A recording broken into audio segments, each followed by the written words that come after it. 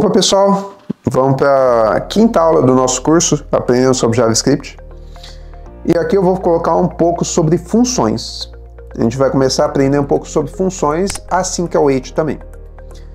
Certo? Vou começar a citar um pouco de promise também. Bom, basicamente, para iniciar, uma função bem simples, vocês estão vendo minha tela aqui, você tem um retorno, você pode ter um retorno nessa função. Então, por exemplo, eu vou utilizar aqui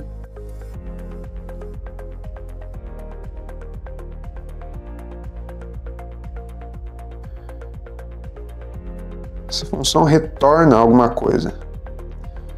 Beleza. Ela não recebe nada, mas retorna teste. E eu printo o teste. Isso é uma função padrão. Aqui eu poderia colocar uma variável também. Bom. E eu printo o valor dela aqui dentro. E aqui eu coloco teste 2. Beleza. Eu passo uma variável e printo ela aqui dentro. Pego o retorno do console log.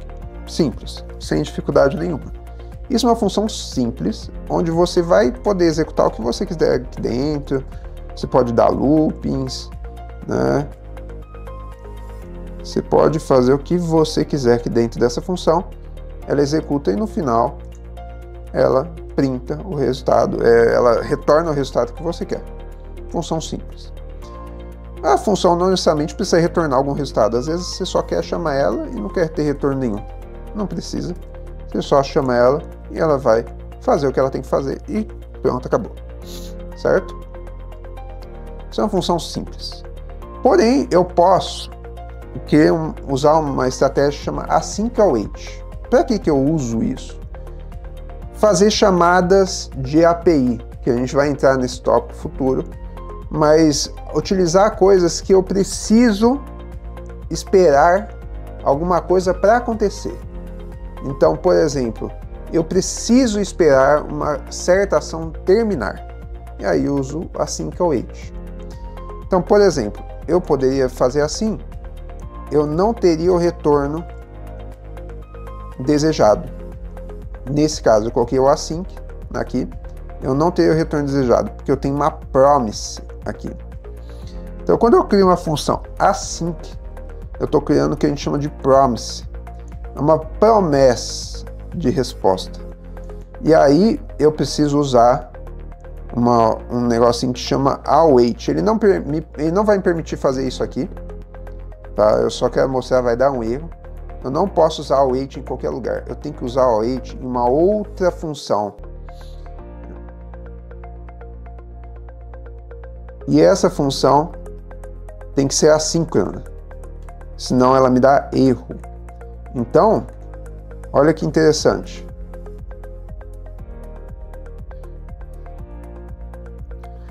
Eu chamo essa função, que é assíncrona, e essa função chama a outra, que é assíncrona também. Aí ele me dá certo. É claro, faltou printar o console.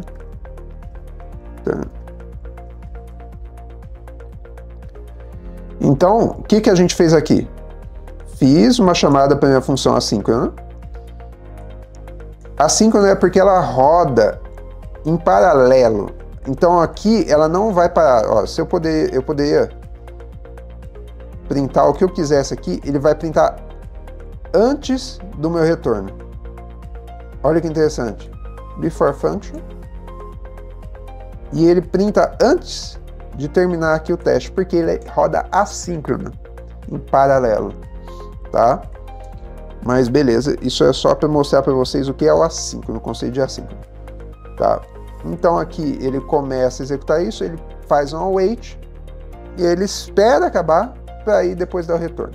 Se eu faço e tiro o await aqui, mesmo erro, eu vou ter uma promise, porque eu preciso esperar essa função acabar. Então isso daqui é a chamada entre funções. Eu ainda poderia ir avançar e falar um pouco de recursão com vocês, mas eu acho que eu vou fazer um outro vídeo depois de recursão, porque recursão é uma estratégia que a gente utiliza na programação para a gente trabalhar com funções. Só que ela é muito utilizada e mais complexa, porque a pessoa precisa ter um raciocínio lógico para conseguir utilizar ela bem, mas esse é o básico de async await.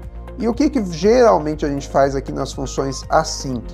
A gente chama o Axios, é que aqui não vou ter o instalado, a gente chama o Axios, por exemplo, get, e aí eu consigo buscar o conteúdo de algum lugar. A gente vai depois trabalhar com isso. API rota 1. Beleza, eu poderia bater nessa rota, trazer uma resposta e ele me printaria a resposta que vem do servidor. Por exemplo, né? Então aqui isso é um exemplo de utilização do async await. Se você tenta fazer isso sem await, não dá certo, ele vai dar erro, porque ele não consegue bater na rota, porque ele não teve como esperar a resposta. Então, toda chamada Axios, toda chamada fetch, ela é assíncrona. E a gente precisa trabalhar com o conceito de async await, para a gente conseguir realmente fazer ela funcionar de forma correta. Mas isso é um exemplo básico de como funciona async await no JavaScript. Função, eu não entrei no conceito de recursão, mas seria um segundo tópico aí para a gente trabalhar depois. Qualquer dúvida que vocês tiverem, deixe nos comentários, tá? E eu vou responder pessoalmente cada uma delas. E espero vocês na nossa próxima aula do nosso curso de Introdução ao JavaScript. Teremos outros cursos depois, tá? Então é mais para vocês entenderem os conceitos básicos de linguagem de programação. Valeu, pessoal. Grande abraço.